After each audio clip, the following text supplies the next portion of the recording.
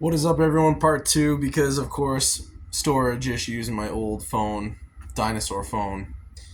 Let's get right back into the story. Where was I? Basically, taxi driver hooked me up late at night when I was about to bush dirt nap. I went to San Salvador and I woke up in the morning. I had to get across the country, and it's now the morning. I thought I'd be there by the next morning. Like I was gonna drive overnight. So it's the morning time, and it's pretty early. It's like 8 a.m. I'm dead tired, but I know I got to get across the country. I got to be there for like 3 for this bus that drove us up the mountain to camp.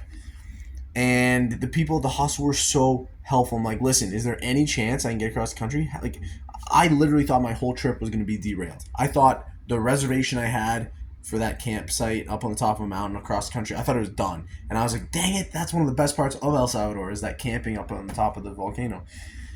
So, of course, you know how it is. Things just work out. People help me. I get on a bus. It was $5 to get across the country on like a 4-ish hour bus ride. I'm pumped. I'm thinking this is the cheapest bus ever. Turns out that's really expensive for El Salvador. Because when I was done that sick camping experience, I had to bus back across the country slow and steady because I had a bunch of places to want to hit as I got back to home base. In the bus ride, it was like an hour and a half from that campsite to San Miguel. 70 cents. I'm not kidding. I couldn't believe it. I thought I was ripping them off. And then so because I feel like a baller, I'm buying food on the bus because people get onto the bus and they start selling you food.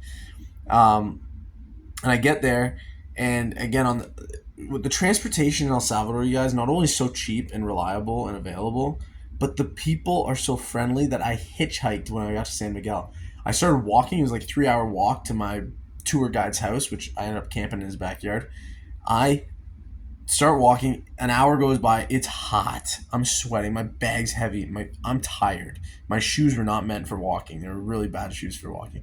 And I say, screw it. My experience in the country has been that of hospitality and nice and kindness. I start hitchhiking. It's working. People are picking me up. I'm meeting people. They're dropping me off pretty quick sometimes because they gotta get home.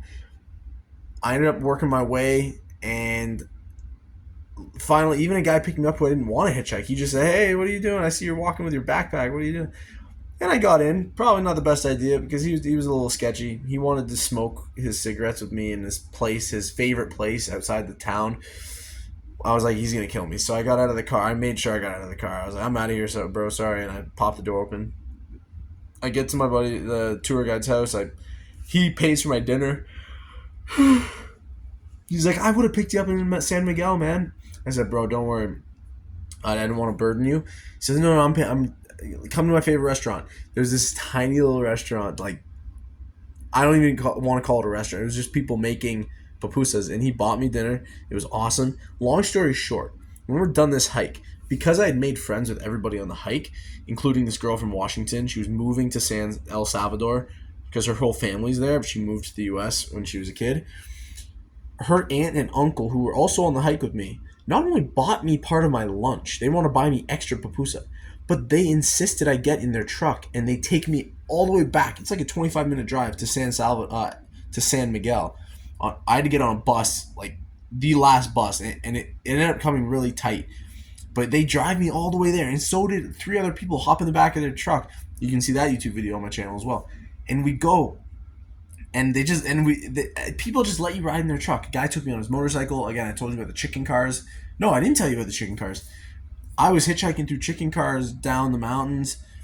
I hopped in another one just to get down from this place on the national park, but like there was a touristy spot near the national park. Hopped in there, got to see rural parts of the country. I might have said that part one. Whatever.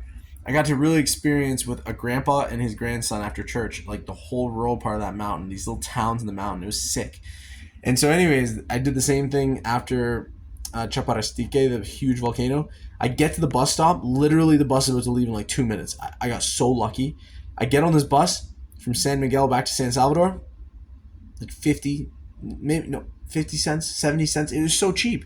So anyways, I'm back in there. I also learned about this, I forget what it's called, but it's a motorcycle app where they negotiate the price with other motorcyclists, and you can also up the ante so they come faster. And yeah, it was so reliable. I just took moto taxis everywhere, and they're so cheap. It was $5, $6 to get, pretty much quarter way across a city. It was insane. So yeah, I did a lot of that, and the bus, it was so affordable. The hitchhiking was safe. Um, yeah, I ended up that worked out that way. And I guess that's all I wanted to talk about. And then I was gonna finish with that story about how nice people were letting me get rides and stuff. What was I gonna say to you guys? I forget. It was something about they gave me lunch. I was gonna hop in the yeah, just really nice kind of people.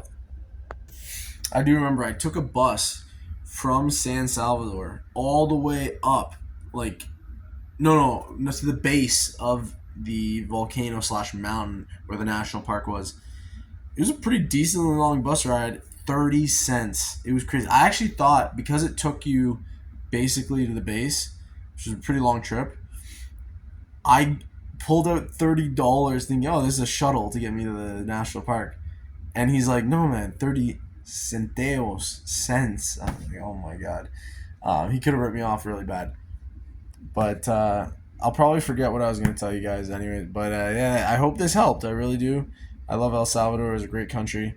And yeah, if I was saying all this a couple years ago, I would have invested in that country because it would be a no brainer to go buy for 100 grand this nice place, put a bunch of rooms in it, make it a sick Airbnb, and you would make absolute bank because you just do it all via USD online.